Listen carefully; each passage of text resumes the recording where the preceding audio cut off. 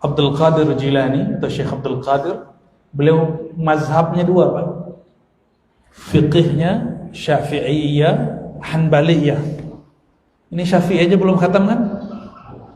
Ada yang sudah khatam kitab Matan Takrib? Paling cuma 1-2 orang.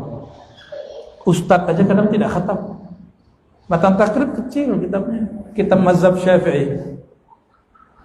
Beliau mengerti dua mazhab, Syafi'iyah, Hanbaliyah. Itu Syekh Abdul Qadir Jilani.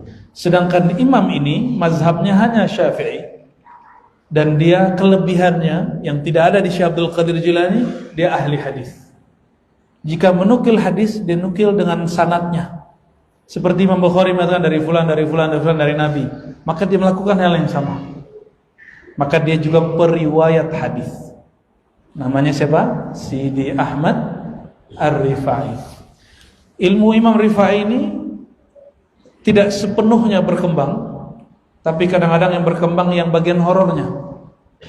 Ada sampai di Aceh menjadi tari Rifaiyah, ya, sampai di Padang jadi debus. Tahu debus? Itu orang kalau mau debus, tawassulnya ke Sidi Ahmad Rifai. Tapi saya bertemu zuriat beliau di Bandung. Masih ada zuriatnya, keturunannya di Bandung.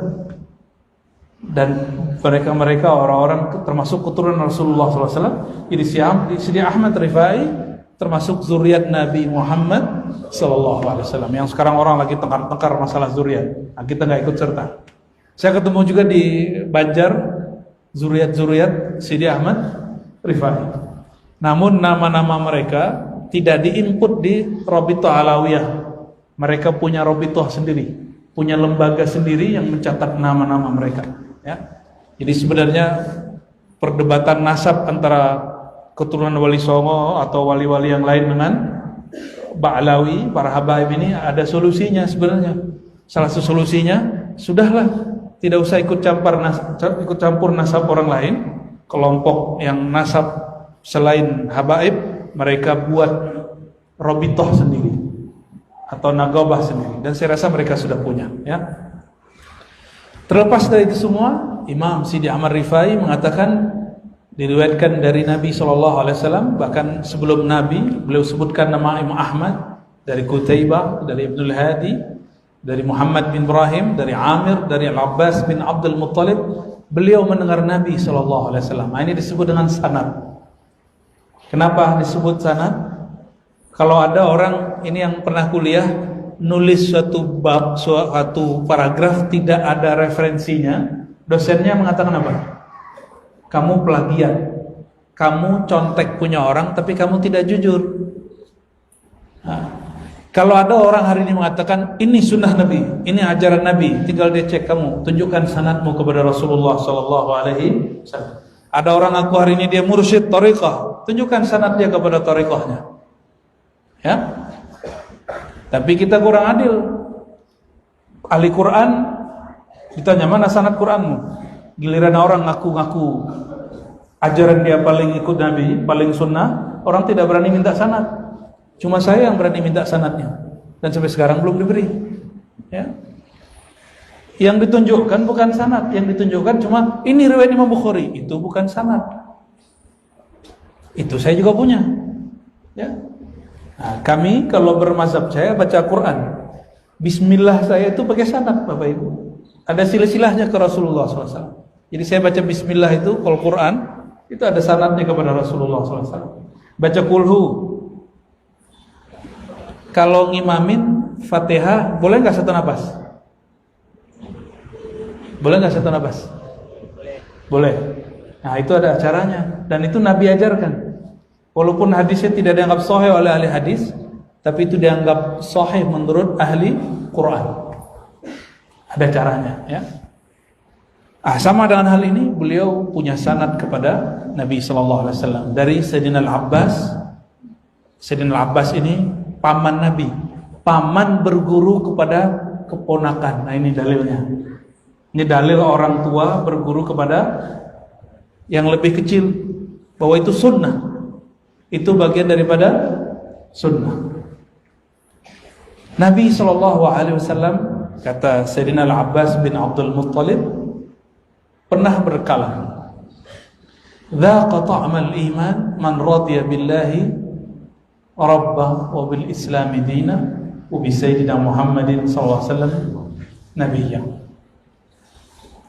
Dzaqa ta'mal iman, akan merasakan manisnya, lezatnya iman.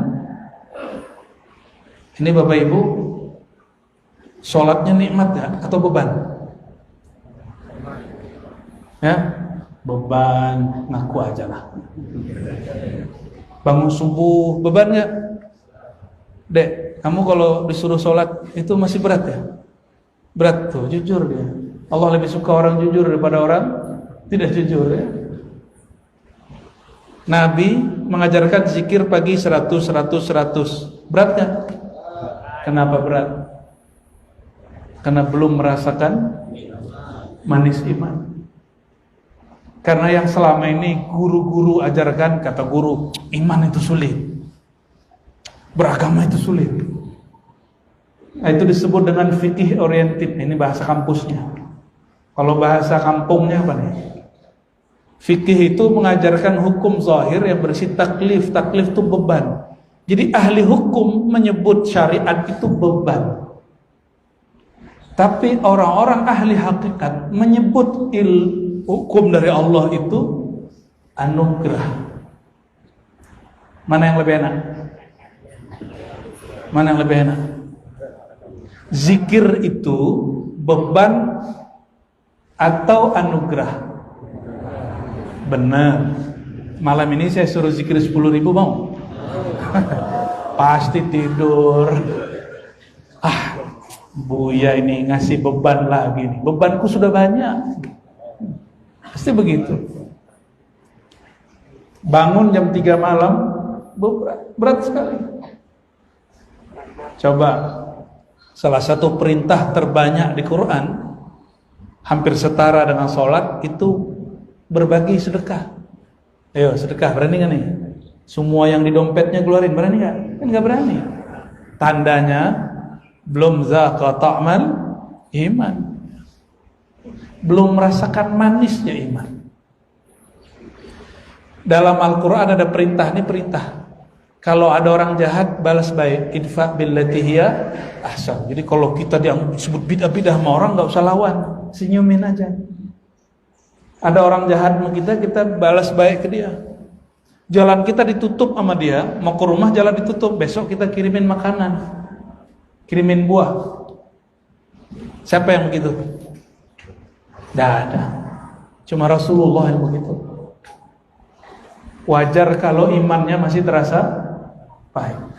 Dan mohon maaf jika ada para dai, para ustadz yang masih mengajarkan kepada umat jamaah, khusyuk itu berat, thariqat itu berat, zikir itu berat, ma'rifat itu berat. Itu pembodohan umat. Ayo para ustadz, para ulama, kita dewasakan umat. Sepakat nggak? Ini jamaah mau dibodoh-bodohin atau mau dicerdaskan? Betul nih. Ini bukan lagi ngajak musuhan nih, bukan. Ini karena sayang sama antum aja nih. Mau selama-lamanya ibadah itu beban. Nikmat gak nikmat, khusyuk gak khusyuk, tapi ada semangat ngerjain. Coba saya tanya, malam ini datang ke sini itu dengan berat hati atau dengan santai aja? Mau masuk surga sesantai ini? Mau masuk surga sesantai ini? Sebenarnya antum sudah masuk surga, tapi tamannya